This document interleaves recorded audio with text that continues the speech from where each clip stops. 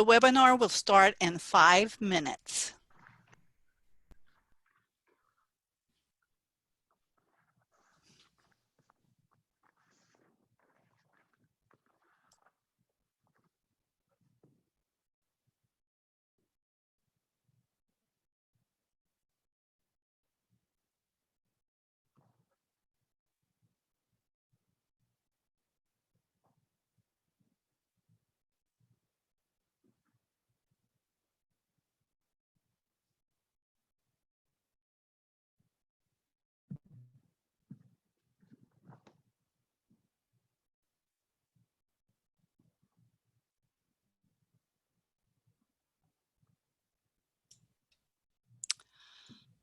The webinar will start in 3 minutes.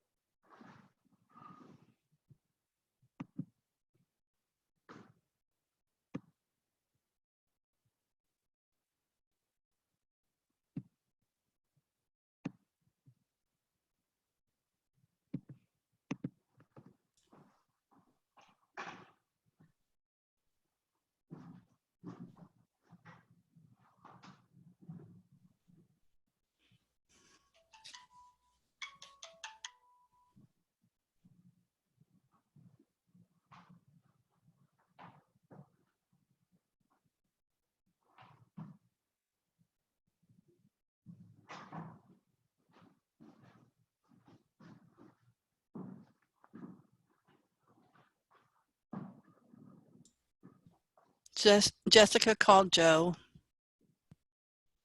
The webinar will start in 1 minute.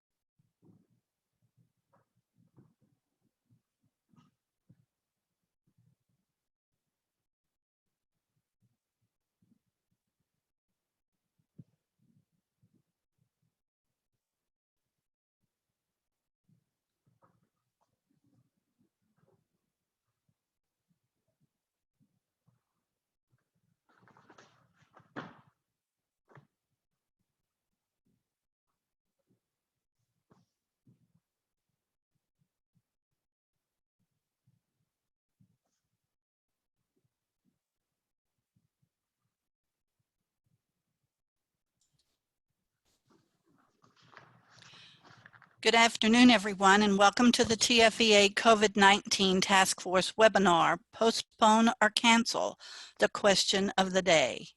It is my pleasure to introduce our moderator for today's webinar, David Olivares, our TFEA Chair-elect. David? Thanks, Kay. Welcome, everyone. I wanted to just first start off by letting you know, if you're not too familiar with the whole Zoom webinar items, you guys should have a taskbar at the bottom of your screen, particularly one that has labeled participants and another one that is labeled with a Q&A. The most important ones that you probably will need to know of will be the Q&A, which will allow us to see your responses if you want to ask a question during the webinar. But if you feel the need that you want to chime in and speak, you can certainly raise your hand.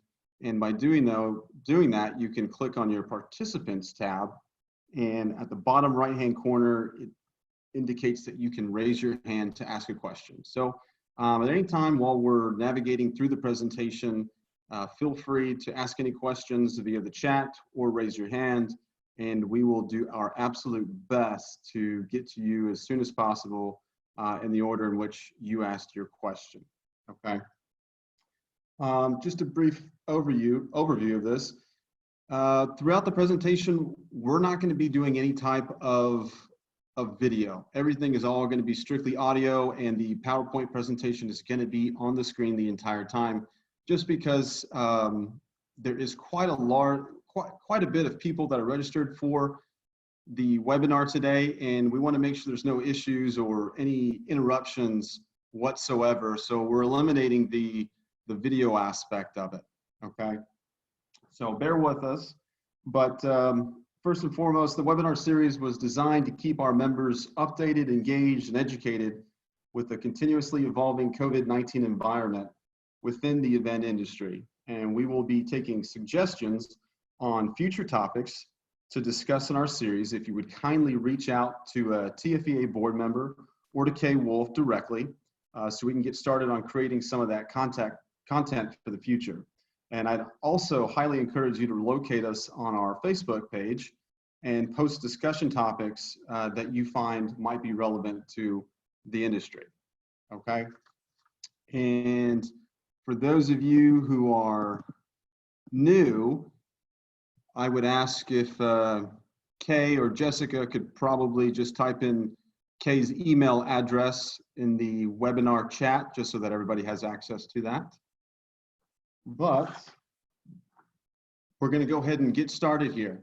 So today we're going to be discussing our topic, which is to postpone or cancel. That is the question of the day.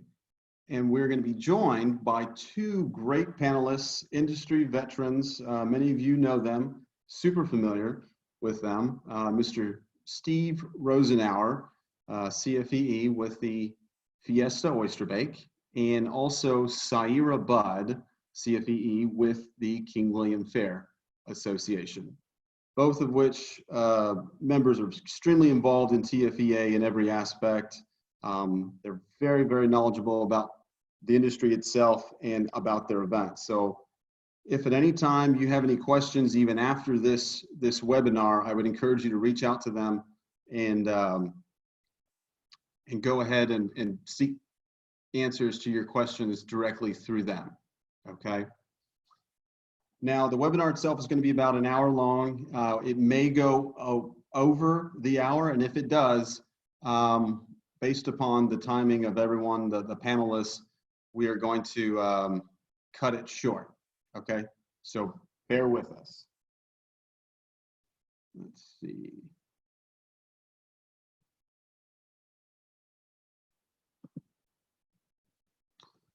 So I would like to introduce our first panelist, Mr. Steve Rosenauer. I'm going to give a brief bio. Steve is the executive director of the Fiesta Oyster Bake and the director of alumni relations for St. Mary's University in San Antonio, Texas. Steve has held these positions since 1995 and served as a staff member since 1994. Steve has gained valuable experience in all areas of festival management for an event that attracts more than 70,000 people, including 7,000 volunteers, to the campus of St. Mary's University. The two-day event sponsored by the St. Mary's University Alumni Association has raised millions of dollars for St. Mary's University student scholarships and university and alumni programs. Steve is a member of the Texas Festivals and Events Association Hall of Honor, a past president of TFEA, and a past board member of the International Festivals and Events Association. Steve is also an elected commissioner of the Fiesta San Antonio Commission, and in 2017 was inducted into the Order of the Cascarón, which is Fiesta's Hall of Fame. Steve has earned his Certified Festival and Event Executive certification in 1999, and Steve holds a Bachelor of Arts degree and a Master of Arts degree in Communication Studies from St. Mary's University in San Antonio, Texas. So I want to welcome Steve Rosenauer. Say hello, Steve. Great, thank you for having me today. Excellent, thanks for joining us. And before we get Steve kicked off, I want to ask Kay to cue the poll question that we have, just so we can kind of identify our audience here.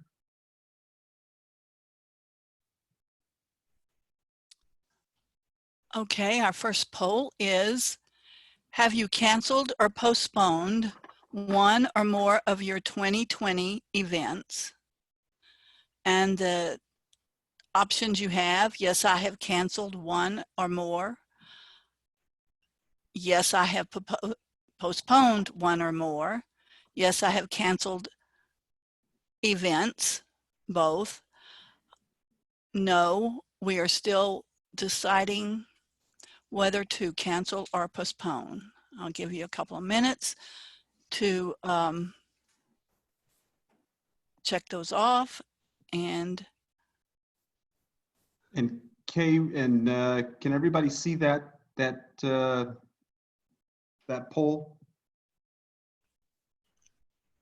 okay, wait a minute. I'm not seeing the poll on my end. It's supposed, there it is, right there. Okay.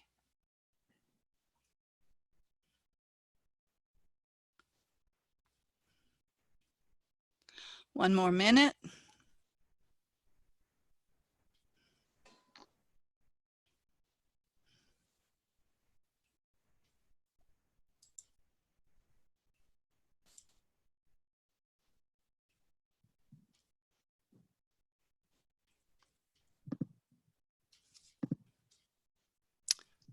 And we'll end the polling.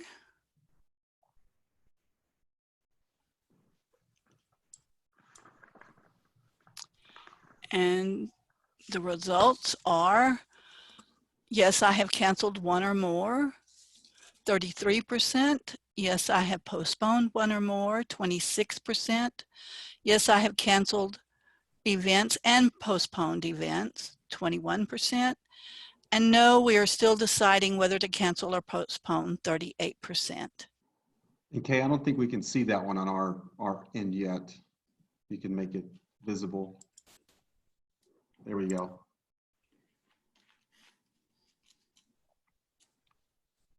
Perfect. So it looks like 38% of the attendees are still deciding whether to cancel or postpone the event, which is perfect for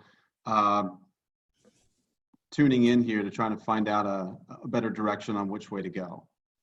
Okay. And if you want to go ahead and you can exit out of that poll box if you've already reviewed the results. And then we're going to continue on to the presentation. And I wanted to address and give a brief bio on our other panelist that we're going to be dissecting her event today, which is Miss Syeira Budd with the King William Fair. And Syeira Budd is the director of the King William Fair, an official Fiesta San Antonio event since 1968, held in Texas's first residential historic district. She orchestrates this one-day street festival for 40,000 plus people with only 24 hours of setup time and 6 hours of teardown time. She loves the creative and collaborative process of planning the fair, as well as the challenge of ensuring the logistics are well thought out and properly implemented. Syeira is also on the board of TFEA, and she's also received her designation for the CFEE. Very, very well respected industry veteran as well. And if Syeira, can you just say hello to everybody? We can hear you. Yeah, hello all. Thanks so much for having me here today for the discussion, and thanks to you, David, and to TFEA for gathering us all together so we can learn from each other as things get strange, but not impossible. Excellent, thanks, Syeira. We're going to go ahead and proceed through the presentation.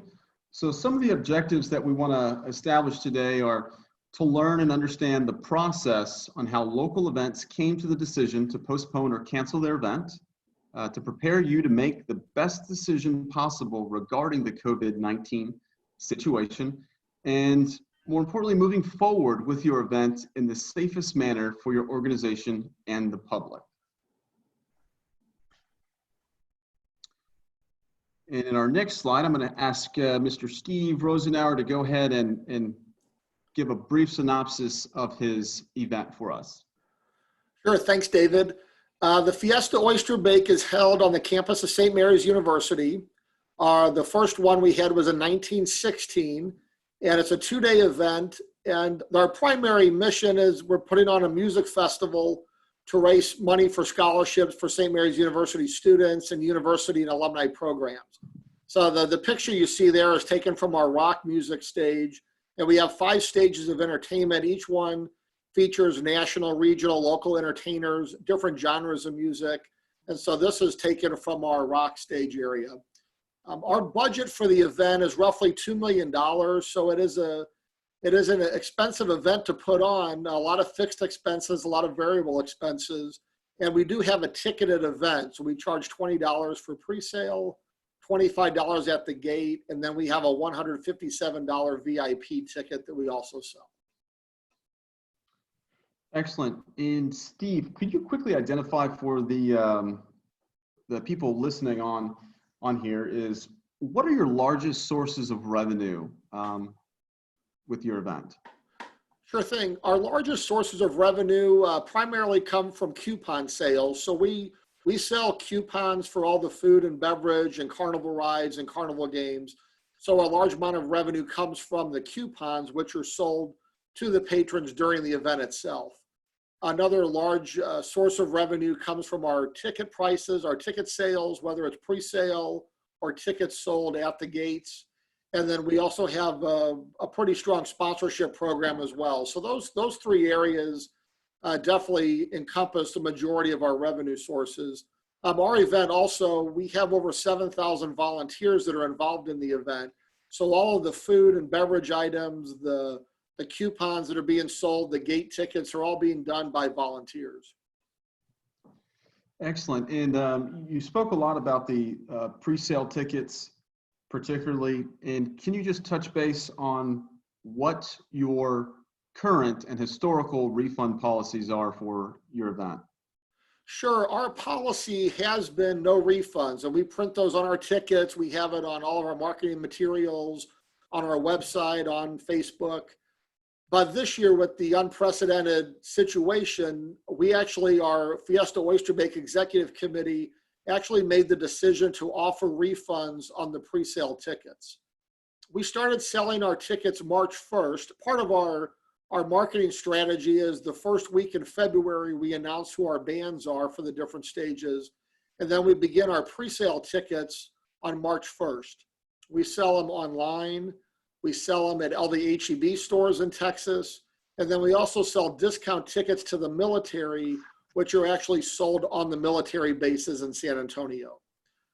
So in the past, we would decide no refunds. Again, it's part of also a Fiesta Commission policy that events print that information, no refunds. But we thought with this year, with the cancellation of the event, which is the first time we had to cancel the event in the modern era, we thought it was only right to offer the refunds. And as the steps that we actually took to implement the refunds, we had to wait to find out how HEB wanted to handle the situation. So once we're able to determine how we're going to handle the refunds at HEB, the military bases, and online tickets, then we were able to announce it via Facebook what our refund policy was going to be. Excellent. And in determining that, Steve, aside from the COVID-19 situation, what would be your normal challenge for your event each and every year? Something that you guys are always worried about or always have at the back of your mind? Well, like everybody, weather is a concern. And we've had some weather challenges the last couple of years as well, too. So weather is definitely a concern. But with 70,000 people and 7,000 plus volunteers and 35 plus bands, there's so many logistics that go involved in it, but safety and security is our #1 priority. We have a pretty in-depth security plan that we've actually won a few awards for at TFEA and IFEA. And really, when we start planning the event, safety and security is our #1 priority, and we look at everything through those eyes first. Excellent, excellent, Steve. And you mentioned that you were going to refund, or you have been refunding the ticket sales. What has been the what's been the view from patrons receiving, well, not only receiving the refunds, but what's been their overall perception of you all canceling the event and doing it so quickly? Yeah, I think the thing that our patrons seem to appreciate, and our volunteers as well, is that we were upfront and honest from the very beginning. There was an expectation when we made the announcement, our social media lit up with people wanting to know what our refund policy was going to be, or that we needed to make refunds. And it took us a couple of days, but again, we were going to do the refunds. We just want to make sure that all of our ducks were in a row with all of our retail outlets. And the response has been very positive. We have our VIP tickets. We sell a max of 250 each day, Friday and Saturday. And we sold about 80% of those VIP tickets at the time. Not so many, we did sell quite a few of the pre-sale tickets, but fortunately when we did make the cancellation, we had actually not sold that many one-day pre-sale tickets. But the response was very good. People were very appreciative of the fact that they could get their money back for the event. And it really helped with the image and the integrity of our event as we look to sell tickets for next year's event.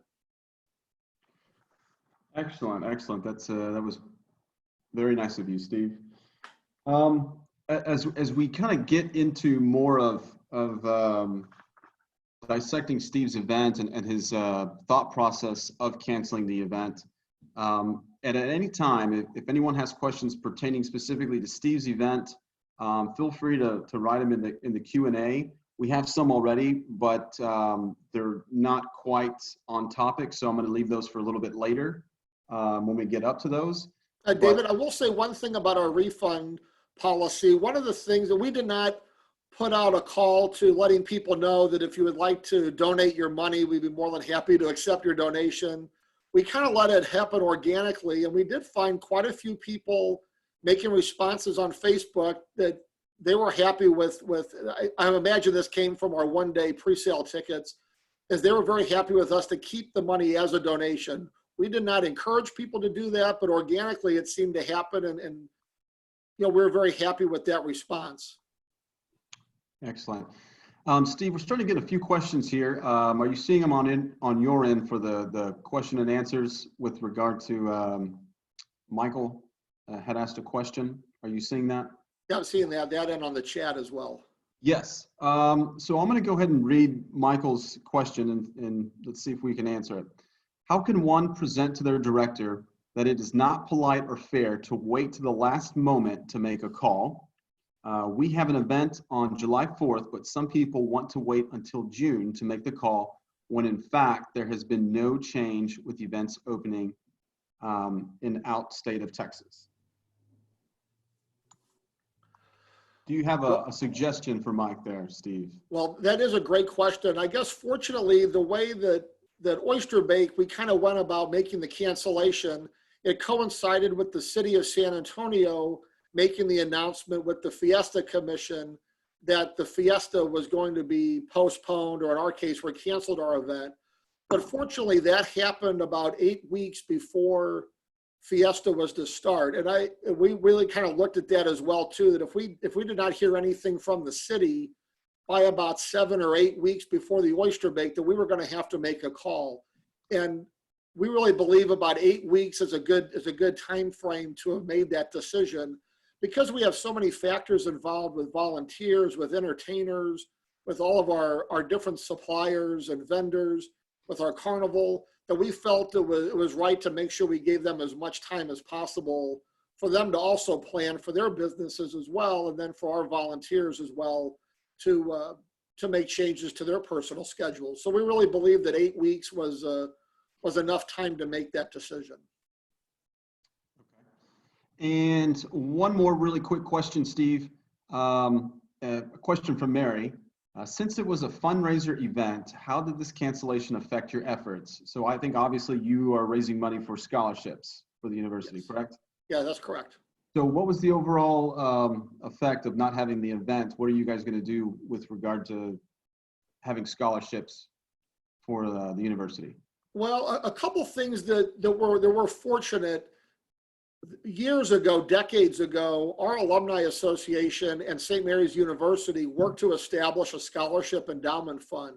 So over the years, the alumni association has donated money into that endowment fund, which now exceeds over $8 million. And fortunately, the way the endowment fund works here at St. Mary's is the interest that's generated off of that endowment helps to support scholarships. So this goes back years and years of planning, but with that foresight, we're still able to generate revenue to support our scholars. And this year we have about 70 or so students that are on either full or partial tuition scholarships. Excuse me. So there has been some foresight with that. So we're still able to give scholarships. We're able to support the students. Some of the other events and activities that we do with the university, we help sponsor a Christmas tree lighting. We do a faculty appreciation dinner. We do several things throughout the country with alumni and with the university to help recruit students. Those numbers are going to be affected a little bit, so we're going to have to, kind of modify some of our plans for this year. But the other thing that our Oyster Bake Committee and our Alumni Association Board have done a good job over the last several years as well is making sure that we've put money aside for what we call a rainy day fund. And we have an operations endowment that we've also set up with the Alumni Association. So we're able to still fund some of the activities, maybe not to the current level this year, but we're able to still fund some of those activities. We also want to make sure that we have enough cash flow to generate for next year when we have to start putting out deposits and some of that upfront money. So there's definitely been some planning over the years and over the decades that have put us in a fairly okay situation for a situation like this to come up. So in short, you've been preparing for this day somewhat. Well, unfortunately, we've been preparing for rainy days. We never thought that something like a pandemic would actually be the reason to dip into that rainy day fund. But yeah, weather related, we have been planning for these kind of things, and it's part of our goals from our strategic plan. Excellent.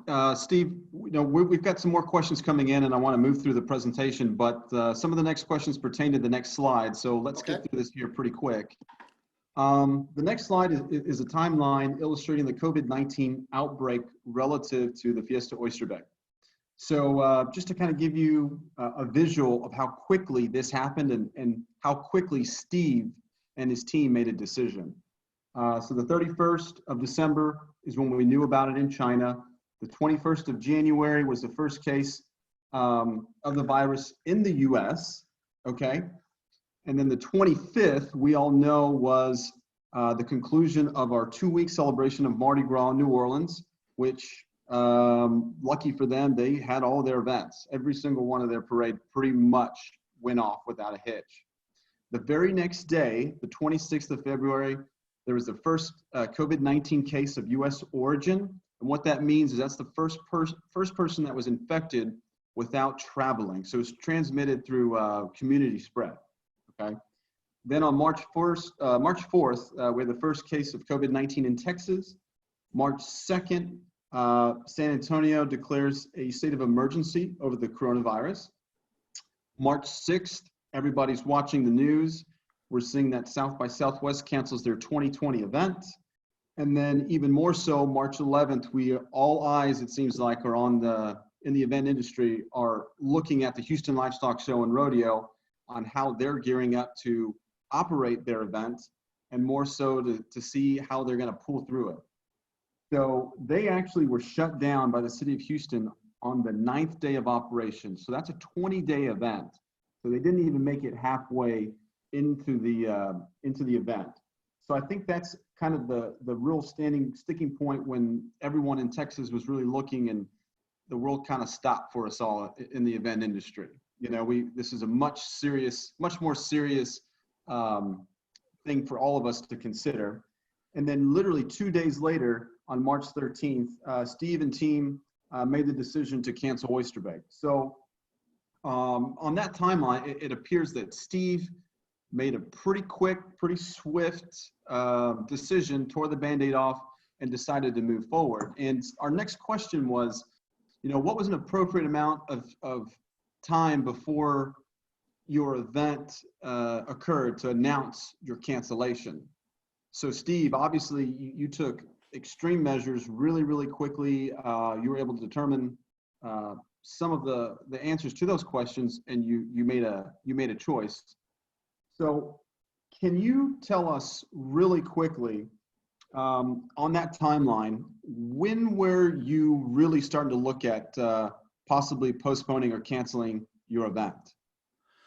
Really, once South by Southwest canceled the event, that really sent up a red flag to us, because we're similar in that we have, you know, national bands that come in, and we really saw that as a red flag. We actually had our security meeting was actually on February 26th, and part of our security plan is having agencies with San Antonio Police, Bexar County Sheriffs, Homeland Security, FBI, TABC, and we're all sitting in a meeting. And I brought the question up, and in February 26th, it was like, well, you know, it may be something we have to look at, but all systems are go. And it's amazing how quickly things change. But really, once South by Southwest was canceled, we, in our back of our minds, were starting to make our plan Bs and Cs. And then we were in our storage building getting a lot of our supplies and equipment ready. We actually have our homecoming oyster bake, which was going to be on March 28th. It's a scaled down version of the big oyster bake.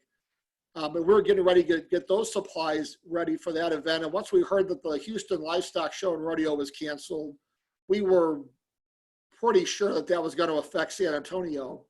And then, because the university is also involved with the event, and we have students obviously living on campus, we met with the university during spring break, and the university made the decision to extend spring break by another week, and then ultimately to have online classes for the rest of the semester. And it really didn't make sense to have any events on campus if the students weren't going to be here. So we were very much in line with what the university, what our alumni association, and what our Oyster Bake committee wanted to do. The only difference was during the March 13th Fiesta in the city of San Antonio had a press conference talking about Fiesta being postponed till November. But as an Oyster Bake committee, we really made the decision to cancel the event and then have it again in 2021. Excellent. So I think back to that question, Steve, was, you know, is there an appropriate amount of time in which you should make that call?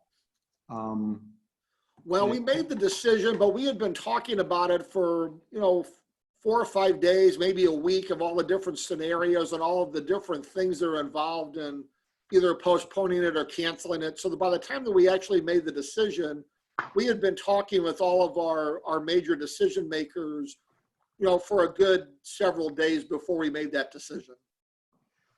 Excellent, Steve. And on the next slide, can you just kind of walk us through how you came to the process of canceling? And please touch base. We're getting some more questions specifically on your contracts, fees, entertainer fees, and vendor fees. Anything with regard to like a financial impact on considering the cancellation. Sure. Well, the time to determine to cancel it. So when Fiesta made the decision to postpone it until November, we made the decision to cancel immediately. So we posted it on social media. We made the statements to the news media, gave several interviews, and that was our decision from the very beginning. As far as making the decision, it involved the Fiesta Oyster Bake Executive Committee, our Alumni Association Board of Directors, and the university president, university leadership. So there was definitely a meeting of the minds.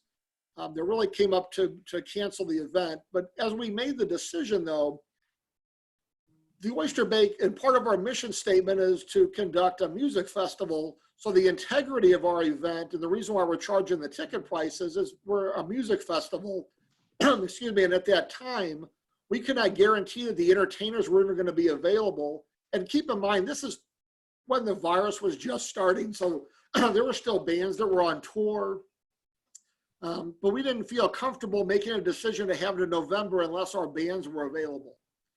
Then we also looked at the financial and economical risk of doing the event in November, a lot of fixed expenses, and the chance of having a successful event in San Antonio in November.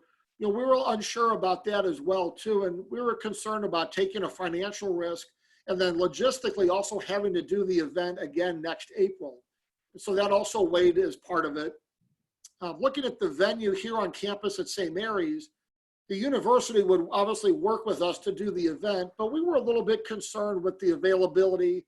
We have our athletic teams, they may be in the playoffs with volleyball or soccer during that time. So there's a lot of things happening on a vibrant college campus that doesn't make it so easy just to say, hey, we're going to take the campus over for 2 weeks, for 1 weekend. But it's like setting up, it's like building a city on the campus here at St. Mary's. And so the infrastructure, the fencing, everything that goes into it, it starts several weeks ahead of time.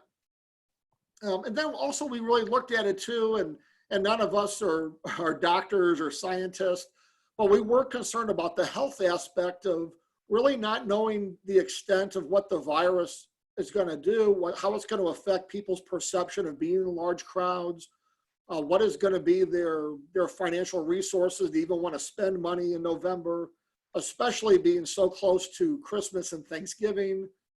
So there's all those factors went into why we decided that it might be best, just to cancel it, really kind of reduce our risk, cancel it in November. Yeah, we are going to be out some money. Some of our merchandise we purchased already, some of the other supplies and equipment that we had to buy, we're obviously going to be out that money.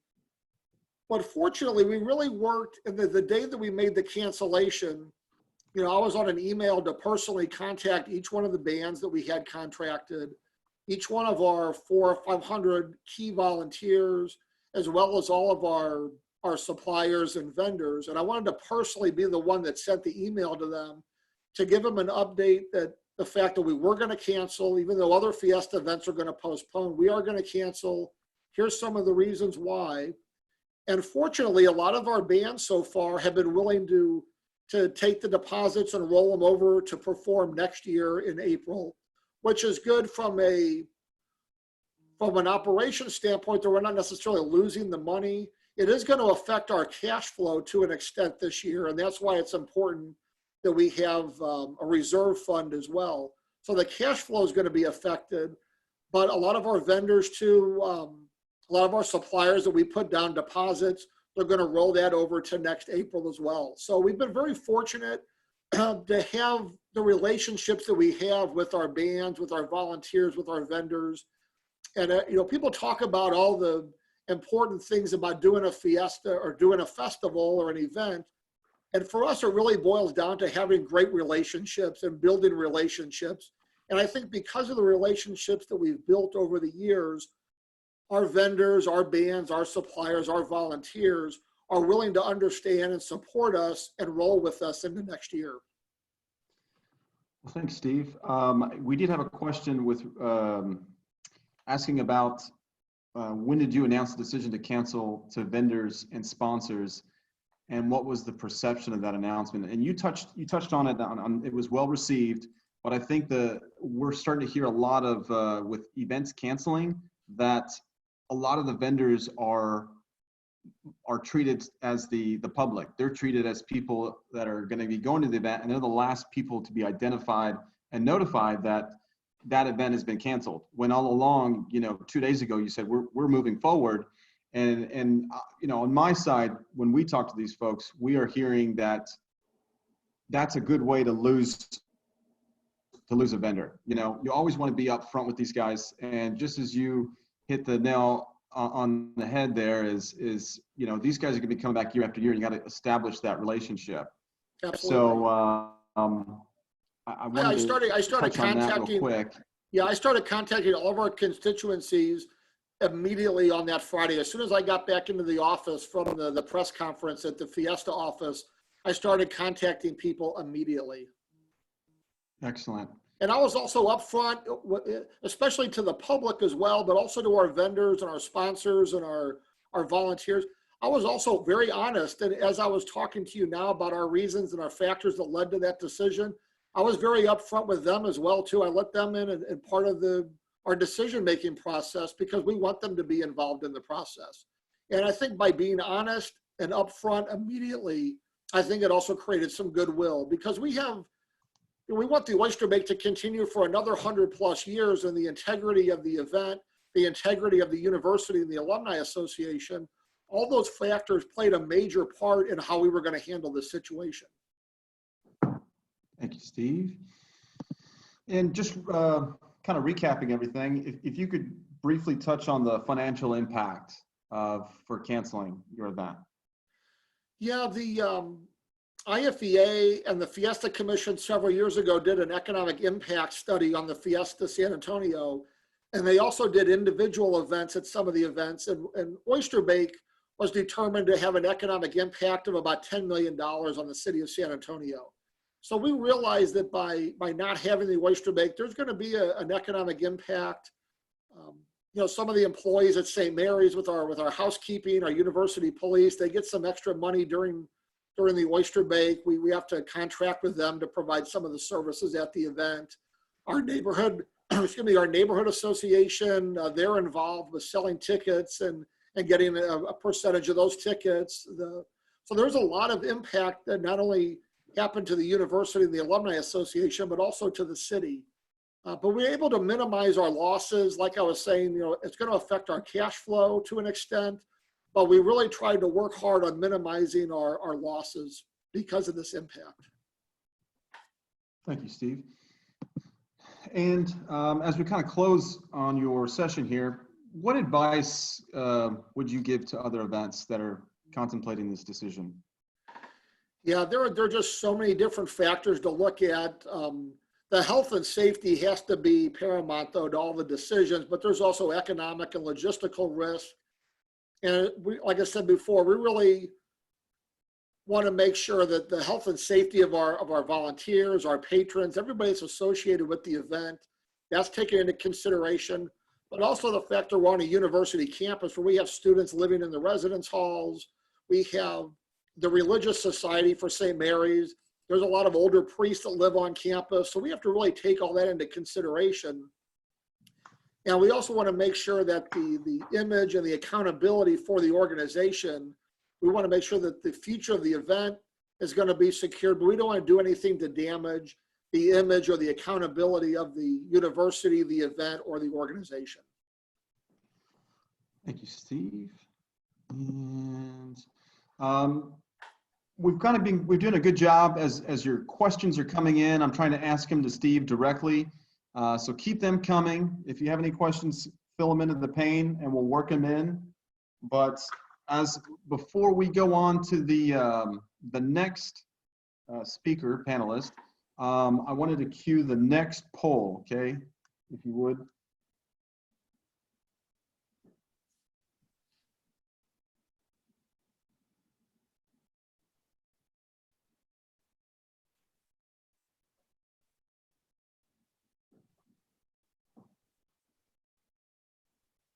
All right, our current poll is rescheduling. If you've postponed an event this year, what month have you rescheduled it for? June, July, August, September, October, November, or January?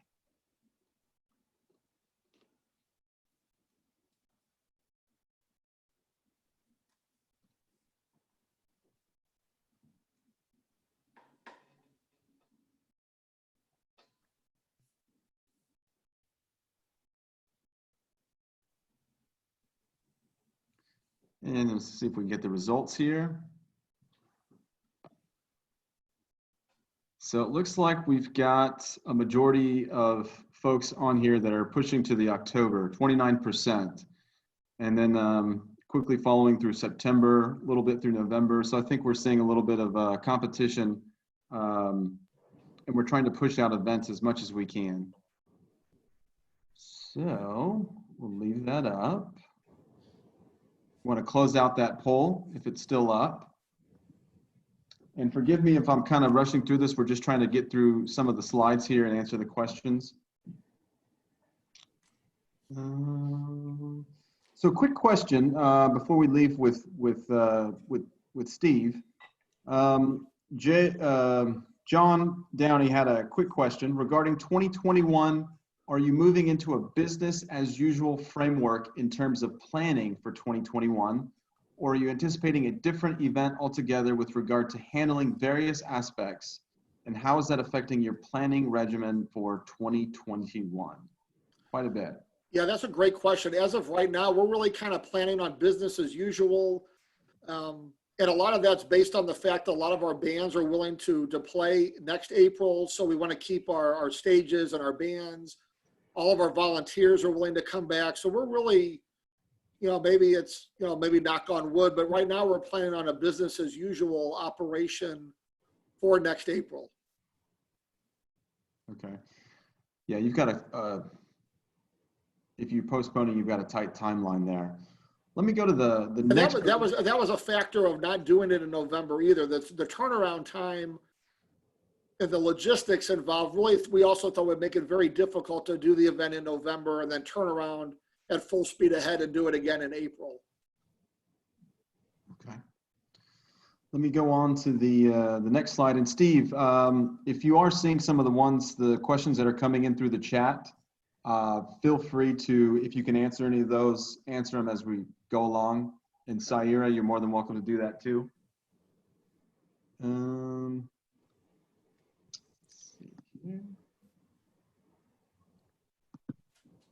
our next slide, we're going to begin to discuss dissecting the King William Fair. And if Syeira, if you would be so kind enough to walk us through your event real quick. Yeah, absolutely. So the King William Fair is one of the many San Antonio Fiesta events that happens annually. Did hold our very first ever King William Fair back in 1968, and way back then it was just a casual neighborhood block party that the newly formed King William Association decided to use as a vehicle for fundraising so that they could continue to preserve and celebrate the historic neighborhood. In fact, the neighborhood here that we hold the fair in is designated as Texas's first historic neighborhood. So we take that job very seriously in terms of maintaining it and celebrating it throughout the years. But from that one block party that happened in 1968, over the years it's obviously grown, and now we encompass about 15 residential blocks in the historic neighborhood, and we welcome about 40,000 people to come celebrate with us on that one day a year. And talking about putting all our eggs in one basket, we do rely on our King William Fair Day to provide approximately 95% of our annual operating funds for our nonprofit organization. So that's definitely one of the many factors that gets pulled into this decision-making process, whether postpone or cancel. But we are a very family-friendly festival, and we kick off our day with a really quirky parade that winds through our streets. We have about 200 art and craft vendors, well over 60 food and beverage vendors.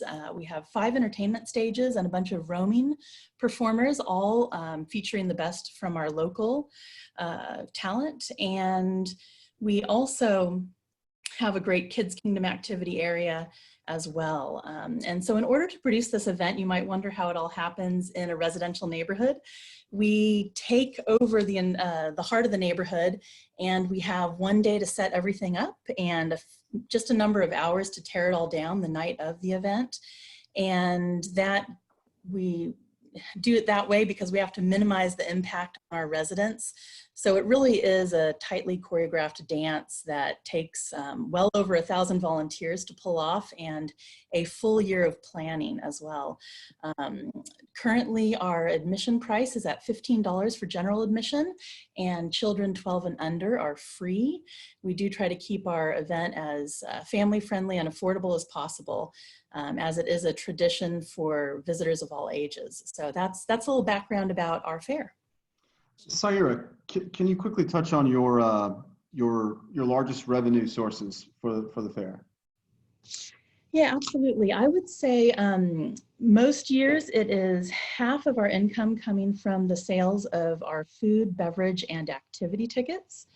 And then about a third of our income comes from our admission sales at the gate and also pre-sale online.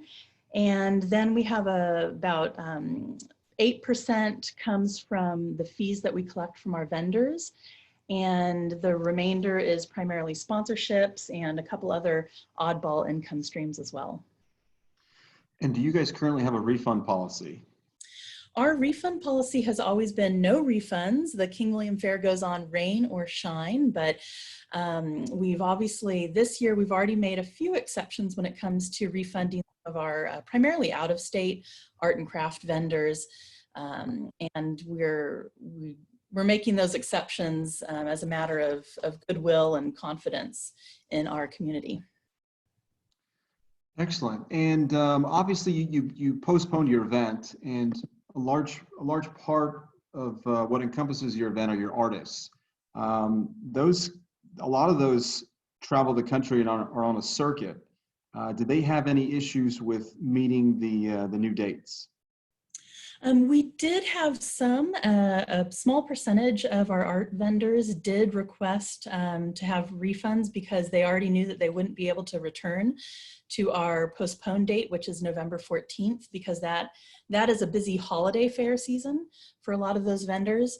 But I will say on the plus side for us is that we have a very deep waiting list of artists who we were unable to accept into our fair because we just don't have the space for them. So when it comes time to rev back up our planning for November, we will reach out to that wait list and try to rope those folks in who are still available. So that's how we've been handling it so far. Excellent. And we're going to go to the next slide. Syeira, let's see here. If you could kind of walk us through your coming to the conclusion of postponing your event. Yeah, absolutely. I would say towards the end of February, just keeping tabs on global news and the COVID-19 virus, we started having internal discussions here amongst our team about postponing versus canceling. I would say that most all those discussions, we'd always lean towards postponing if safely possible. And then it really came down to from the end of February to when that determination was made by the Fiesta Commission and the City of San Antonio on March 13th. It really came down to us just playing a waiting game, which was, uncomfortable, of course, but we just wanted to wait for that guidance from the city and our local health department. And also, like Steve mentioned, watching all those decisions that were being made by other events around the country and the globe. South by Southwest, obviously, and the Houston Rodeo were those huge signposts. Also Coachella, which was scheduled to take place in California in April, when they announced their postponement to October. That was another signpost for us that it was coming down the pike. So once that decision, though, was made by the Fiesta Commission and the city on Friday the 13th of March, trying not to be too superstitious about that date, we knew as soon as that decision was announced that we would agree to postpone our King William Fair along with the entire Fiesta celebration to November. Full disclosure, however, I'll say that we totally recognize that postponing is not a sure thing in this day and age now. The circumstances can very well still change before November. And at the forefront of all of this is the health and well-being of our community. So we may yet have to make another decision, but we're hopeful that November will happen without a hitch. The decision was made here by, after much internal discussion, was made by our executive director of the King William Association and myself, and all the variety of factors, some of the top ones that played into that. Of course, we were looking at our economic impact, and that for us, since we rely on such a large chunk of income from the fair so that we can stay afloat from year to year, we wanted to postpone if at all possible, making sure that it was financially possible to postpone, but also keep our staff, employed and give our vendors and contractors the opportunity to generate some income with us in November. The venue availability, which that can be a make or break factor as well. For us, we commandeered the city streets and the city parks of our neighborhood for the event. So that was key in our decision to postpone, being assured by the city that we would have the use of those streets and parks, of course. And then another factor to consider for us and for our event, we are a hyper-local event, meaning that the majority of our attendees and our volunteers and vendors and participants They are all primarily San Antonio based. So that helps out when we're talking about travel restrictions and the reluctance of people to travel these days. And then lastly, we had kind of more of a philosophical factor, and that's simply the tradition of Fiesta and of the King William Fair, and considering that along with the outpouring of support that we were receiving from the community and our various stakeholders to make sure that we could still celebrate our shared history later this year. Excellent. Syeira, I think, we touched base with Steve on his preparation for moving forward and how he's kind of almost planned for a rainy day fund. Can you briefly touch on what your organization does and if you guys have been following some, sort of the same procedures and effort of saving for a rainy day fund or saving for that 1 year where you have to cancel your event? Absolutely, yeah.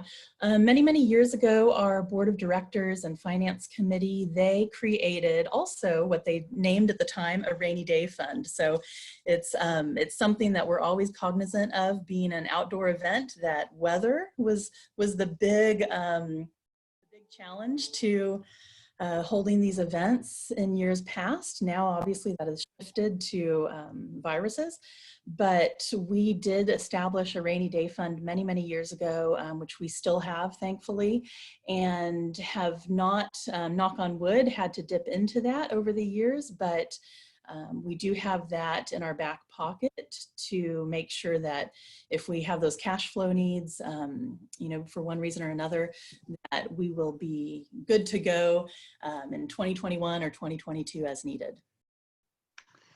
Thank you, Syeira. We're going to move on to the next slide and identifying, if you could touch on these, on how you identified the new operational procedures with moving forward with your event during this situation.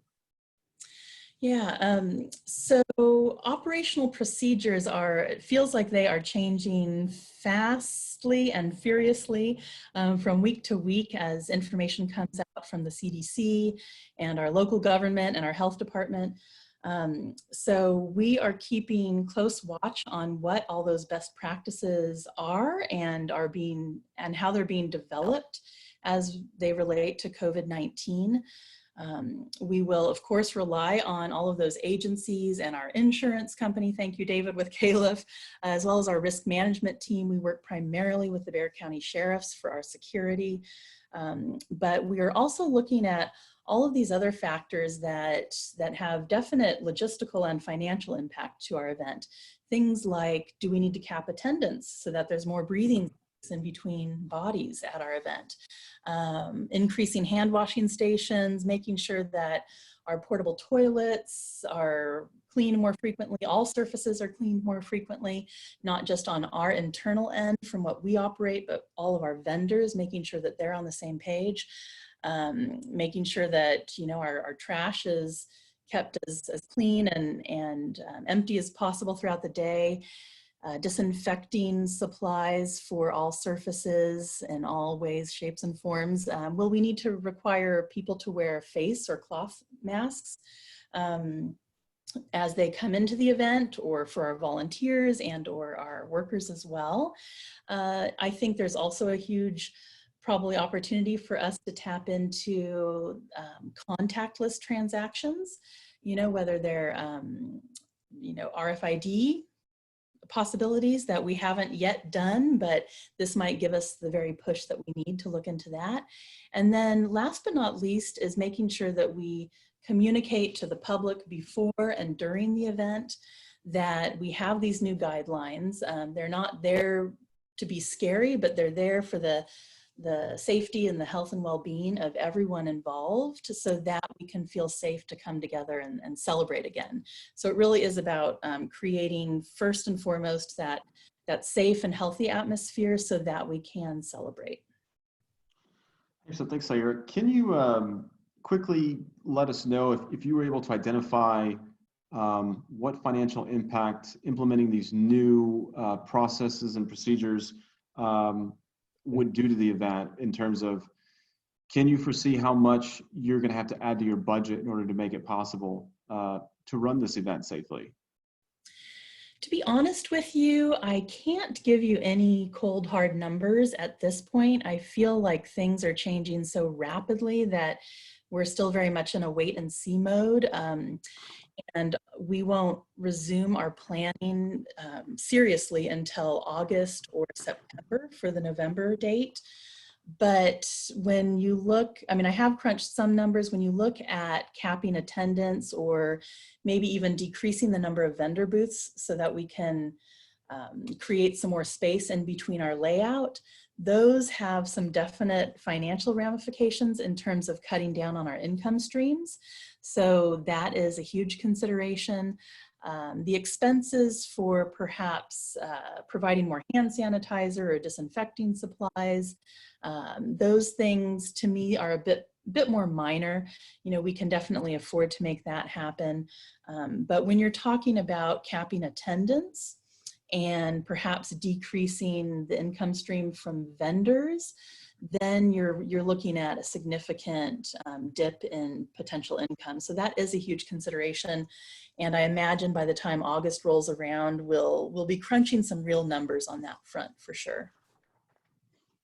Excellent. And I just want to encourage everybody to keep the questions coming through here if there's something that really kind of sticks out as we're going through everything. But Syeira, the next slide, if you can touch on some of the challenges that you guys face moving forward.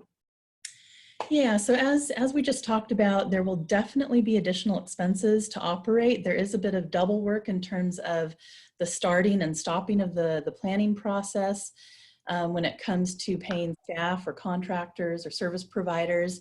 And we're fortunate in that the decision was made, I feel, far enough in advance of our originally scheduled April date that we did not have too many expenditures already that we are unable to recoup at this point. But it's undoubtedly true that we'll incur additional expenses to implement all those new safety and operational procedures for sure. But on the flip side, that means we're just going to get even more creative about cutting costs and trimming the fat wherever possible, and also in how we approach our contracts for both this year as well as 2021. And in our case, our postpone date is still 6 months away, and I feel that we don't need to kick back into high gear in terms of planning and nailing down all the logistics for November until we get towards the end of summer, because we really need to see what happens with summer events around Texas and beyond. That's going to be the best barometer.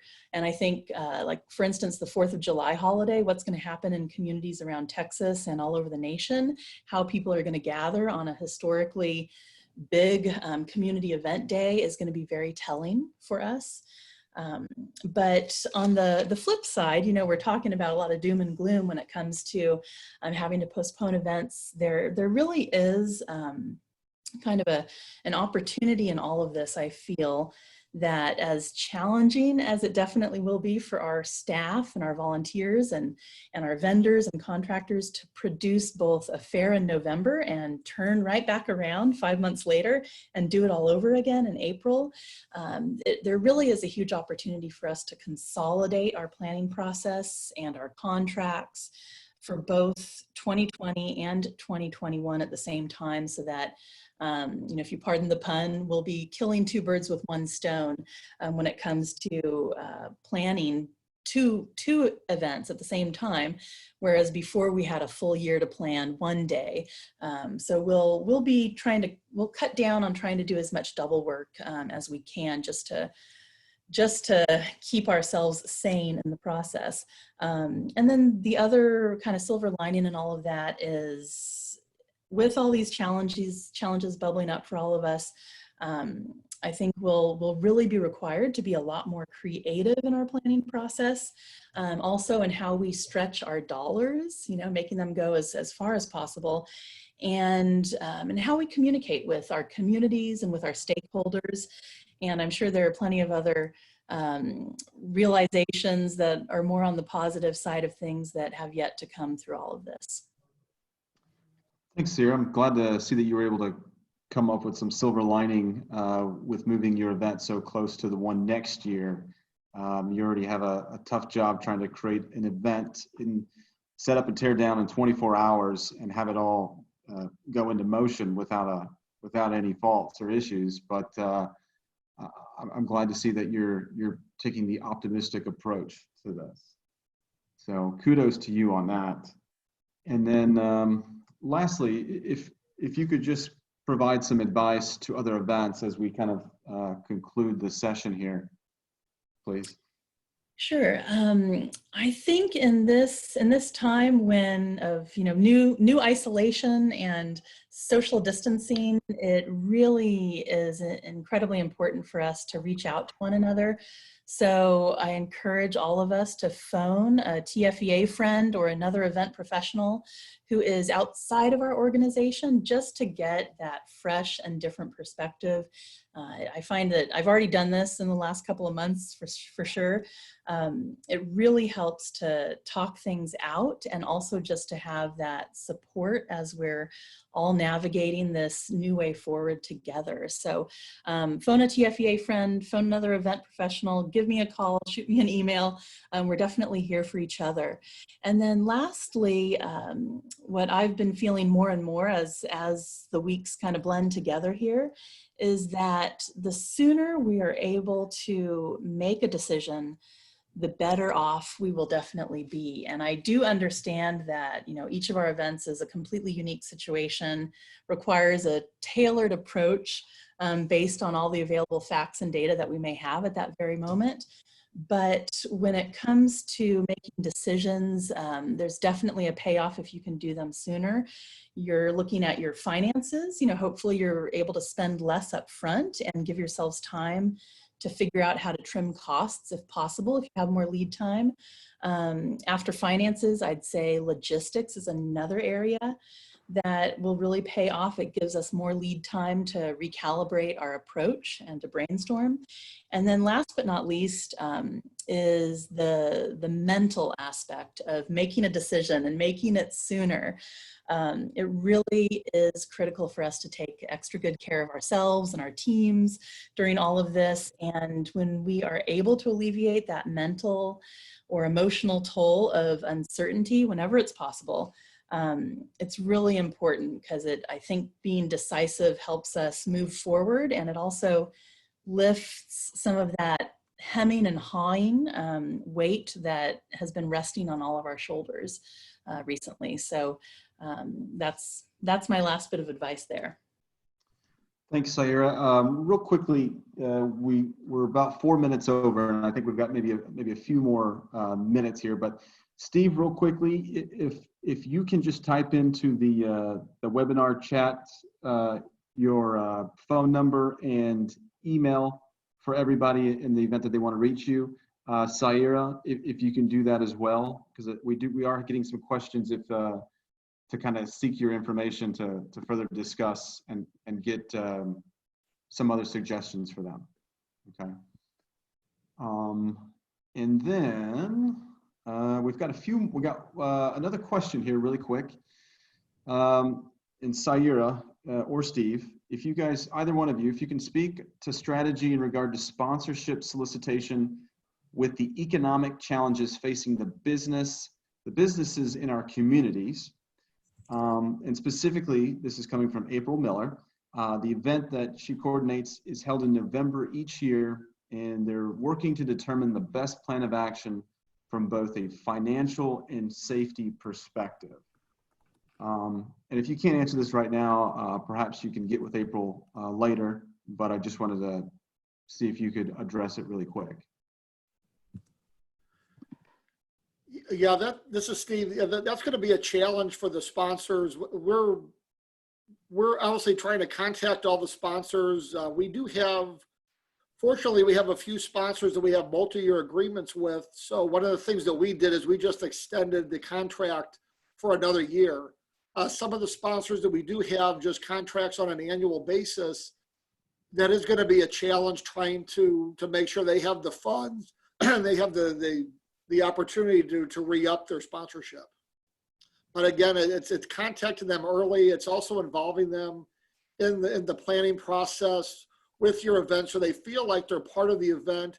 And also really trying to, one of the things that we try to do is really stress the mission of the event, why we're doing it.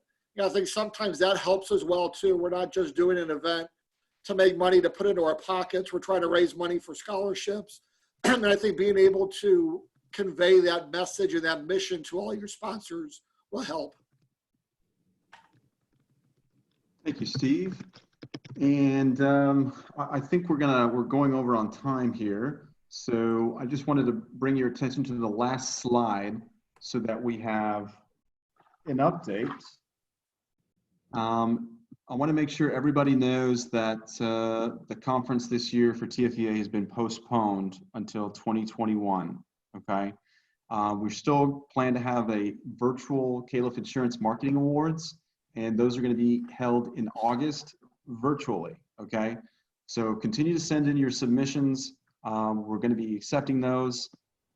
And then tomorrow we're going to have the TEMI Fast Track online available to register. And then of course, our next webinar series is scheduled for May 21st at 2:30 p.m. And we will be discussing the marketing outreach when your event is canceled or postponed. And I believe we've got Diana Lawrence heading up that session. So again, the COVID-19 series is going to continue every week, every Thursday at 2:30 p.m. And we'll continue to send out those email updates. And I'm sorry if we couldn't get to all the questions today. I know, Tammy, we had some questions that I saw come through there, but we will see if we can get those answered for you more. And feel free to email any one of us. Our information is there on the screen, and Syeira and Steve had graciously put their information in the web chat. But I want to conclude with thanking everyone for joining us today. And I hope that the session provided some guidance and clarity for everyone moving forward. But again, let's, if you have any questions, you can contact Kay at tfea.org. And then also, if we have any topics of discussion in the future, please refer to our Facebook page. All right, guys, that's about it. And I want to thank again Syeira and Steve for joining us today. Great, thank you all so guys. much. Thank you. All right, guys, we'll see you later.